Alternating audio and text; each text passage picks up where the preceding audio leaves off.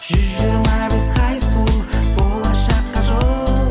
125 high school, білім ал көр. 125 high school, сен ақылды бол. Саламатсыздар ма балалар, қалайсыздар? Біз бүгін дүниежүзі тарихы пәні бойынша ұбт-да ең көп келетін тақырыптар, әсіресе сәйкестендіру тапсырмалар және көп жауапты тапсырмаларына келетін тақырыпты өтеміз. Бүгінгі біздің тақырыбымыз әдебиет саласына қатысты. Яғни біз әдеби шығармаларды өтеміз, әдеби шығармалардағы жанрларды өтеміз, романтизм, классицизм, реализм жанрларын өтетін боламыз және әлемдік атақты жазушыларды өтеміз. Ал енді кеттік. Жалпы 17 ғасыр мен 18 ғасырда Европада және әлемде өнер қарқынды түрде дами бастады. Әсіресе жаңағы бейнелеу өнері, музыка өнері және солардың ішінде әдеби өнерде қарқынды түрде дамыды. Осылайша біз әдеби өнерде көркем өнердің жалпы 3 классикалық бағыты бар. Біріншісі ол классицизм бағыты, одан кейін романтизм және реализм деп аталады. Яғни бұл ұбт-дан келетін алғашқы сұрақ.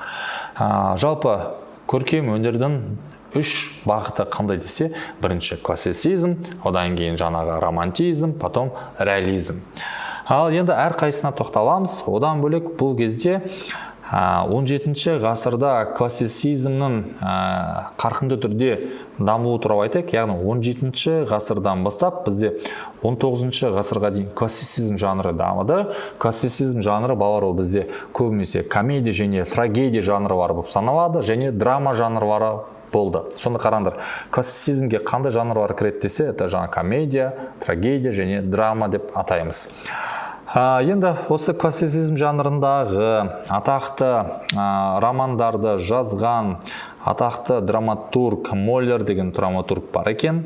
Яғни ұлы драматург кім десе, Моллер деп ұбт-да белгілейсіздер. Ол әлеуметтік қақтығыстармен жалпы романтизмнің көрінісі саналатын комедиялық туындыларды шығарған еді.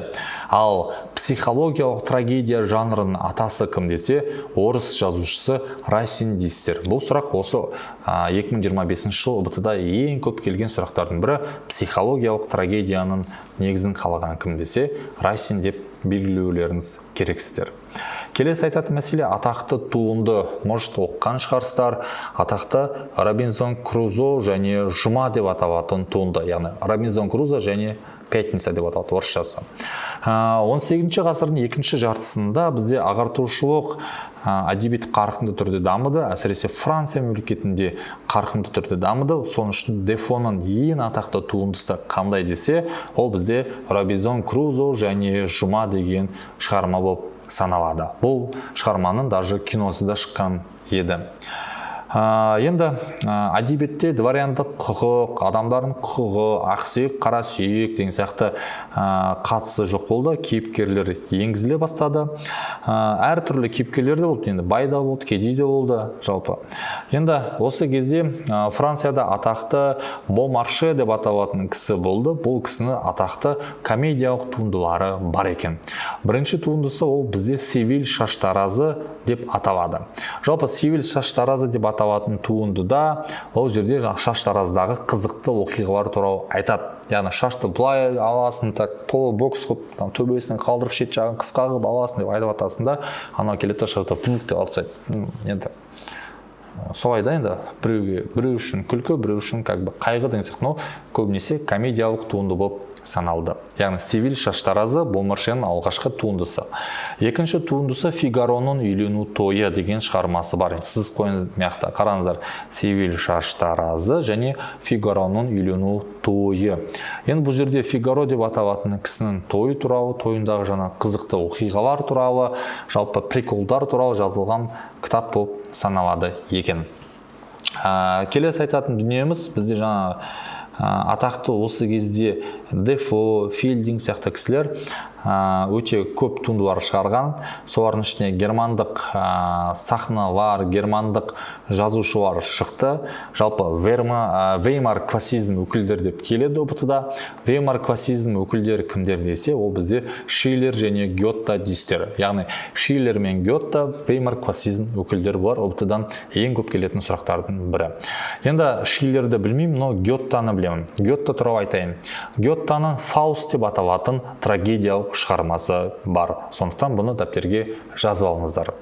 Келесі айтатын мәселе бізде француз шығармалардың ішінде атақты Виктор Гюго мен Жорж Сандтың шығармалары бар. Бұл шығармалар Францияда романтизмнің гүлдену дәуіріне жататын кезең болып саналады екен, осы кісілердің туындылары. Виктор Гюгоның Париждік әулие ана шіркеуі деп аталатын романы бар. Бұл діни қағидаларға қарсы наразылық, демократиялық көңіл-күйді көрсететін шығарма болып саналады.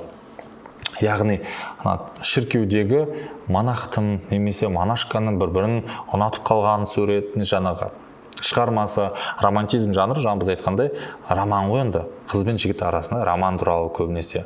Келесі айтатын туынды американдық романтизм негізін қалаушысы, романдық жанрын негізін қалаушысы Джордж Фиминор Купер деп аталатын кісі болып саналады.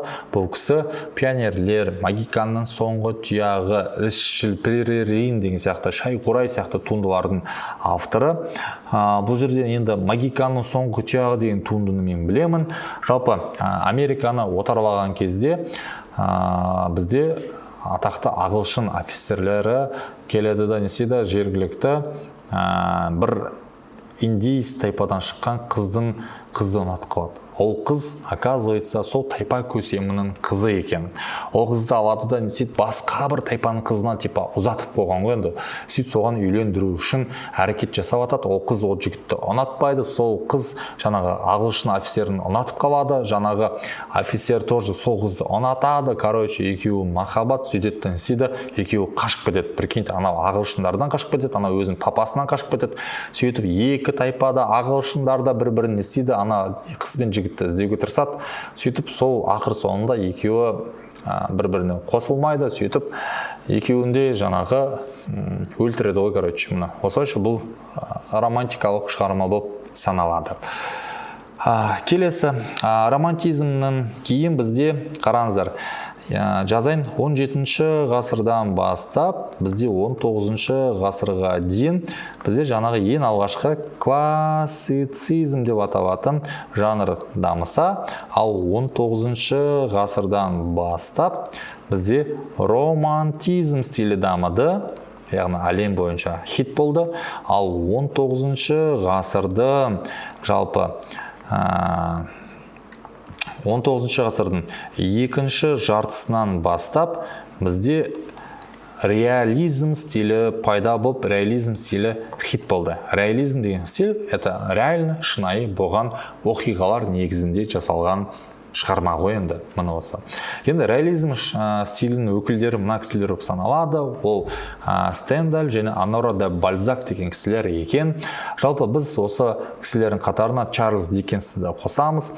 Чарльз Диккенстің атақты туындылары бар, бірақ оны айтпас бұрын біз мына Онора де Бальзактың туындысына тоқталамыз. Онора де Бальзактың 137 шығармадан тұратын адамдар комедиясы деп аталатын туындысы бар екен. Ең қараңыздаршы, бұл Бальзактың реализм стилінде жазылған кітабы 137 кітаптан тұратын шығармадан тұратын кітап қой енді. Сонда бұл жерде 137 адамның басынан өткізген оқиғасы соны жазған. Это реально адамдар басынан өткізді, өмірлерінде болды. Значит, бұл реальный нәрсе ғой енді. Значит, реализм стиліне жатады. Кеттік ары қарай. Келесі, бұл жерде айтатын шығармалардың қатарына атақты француз жазушысы Эмиль Золя деген кісі болды. Бұл кісінің шығармасы тоже сол кездегі реализм жанрына жатты. Оның еңбектері Ругон Маккарвар деп аталатын туындысы бар екен. Ал ең атақты туындысы Мен айыптаймын деп аталатын мақаласы болып саналады. Бұл мақалада Эмиль Золя атақты француз офицері Дрейфусты айыптайды. Дрейфус жалған мәліметтер айтқан, сол жалған мәліметтерін әшкерлейді. сөйтеді да Дрейфусқа айтады: ей, сен неғып өтірік айтасың, өтірік айтпа деп. Сөйтіп Дрейфусты не істеді? Айыптайды. Осылайша мақала шығарған. Келесі айтатын дүние бізде Чарльз Диккенс. Мына Чарльз Диккенске келдік. Ағылшын жазушысы, Англияда реализм негізін қалыптастырушыларының бірі. Оның Оливер Твистің «Бастан кешкендер» деп аталатын туындысы бар. Енді ана төбеде суретке қарайтын болсақ, сол кітаптың обложкасы Оливер Твист деп аталатын бала, ол өседі, ол бастан не кешірді, кішкентай кезінен бастап басынан не өтті, таяқ жеді ма, қашты ма, ит тістеп алды ма, короче, білмеймін енді. Сол бүкіл оқиғалары бастан кешті, значит, бұл да реализм стиліне жатады. Келесі айтатын мәселе, бізде Америкада реализмнің негізін қалаушыларының бірі Марк Твен деп аталатын атақты жазушы болып саналады. Бұл кісінің Том Сойер мен Гелбери Финнің хикаялары деп аталатын хикаялары бар екен. Бұл да бізде жаңағы реализм жанрына жатады. Бұл романда американдық құлдық мәселесін көрсетіледі. Яғни бұл да ұбт-дан келуі мүмкін. Құлдық мәселесі жаңағы құлдың тәуелсіз алуы, бостандық алу туралы айтылған шығарма. Твен бізде еркіндік, бостандық, шындық, әділдік, мейірімділік бейнесі болып саналатын Америкадағы ұлы атақты жазушылардың бірі болып саналады. Енді ресейдегі әдебиетке тоқталайық.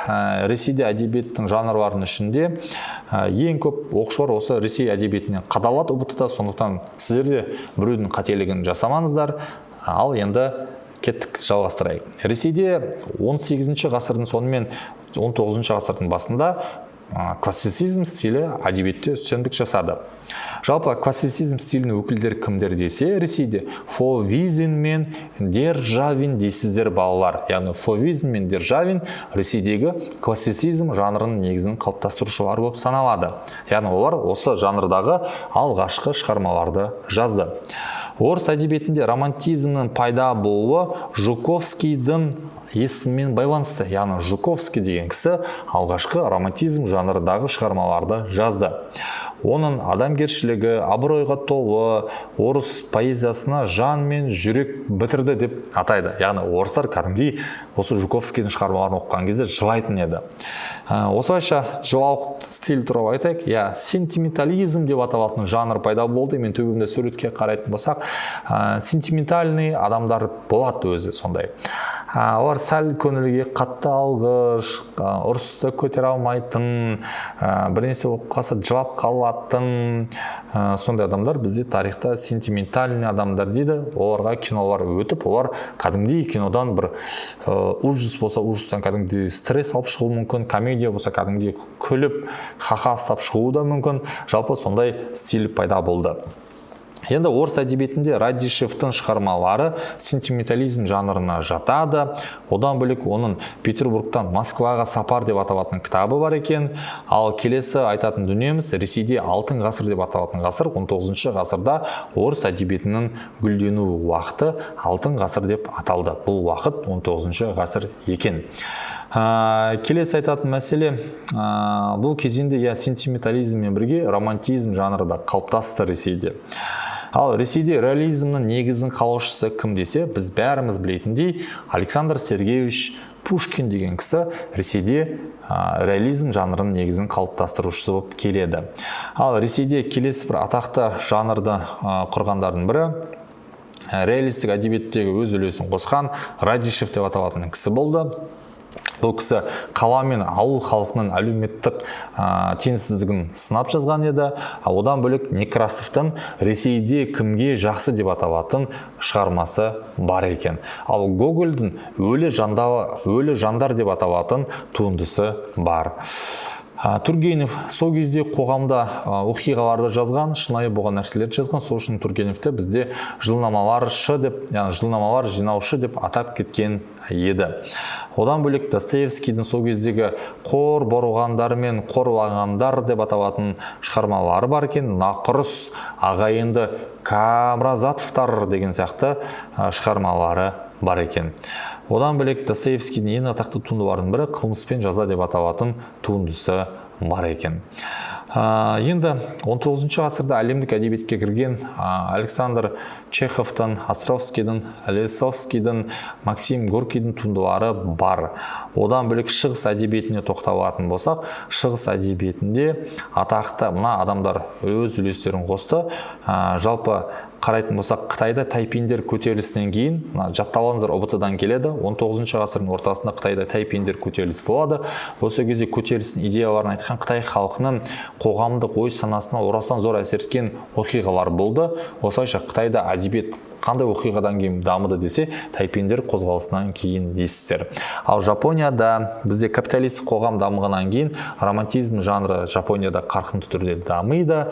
Ал араб елдерінде, әсіресе Сирияда, Египетте, Ливанда мына адамдар әдебиетті қалыптастырушылардың бірі болып саналады. Яғни Египетте Рифат бей ат-Тахтави, Сирияда Бутрус аль-Бустани, Ливанда Насиф аль-Язиджи деген кісілер атақты жазушылары болып саналады. Жатталаңыздар. Яғни бірінші тұрған Египеттікі, екіншісі тұрған жалпы Сирияның жазушысы, үшіншісі тұрған Ливанның жазушысы болып саналады.